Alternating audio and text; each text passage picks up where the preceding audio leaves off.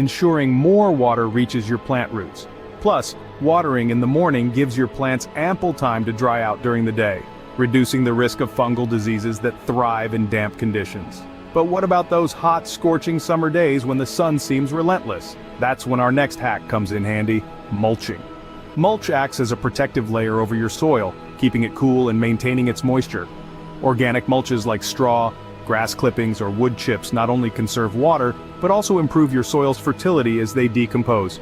Remember, the goal of these watering hacks is not just to keep your plants hydrated, but also to conserve water. By implementing these strategies, you're not only nurturing a lush, thriving garden, but also doing your part in preserving our environment.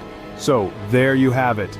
With a homemade drip irrigation system, watering at the right times, and effective mulching, you're well on your way to creating an oasis that stays lush and green, even in the hottest summer. And the best part, you're doing it in a way that's both eco-friendly and resource efficient.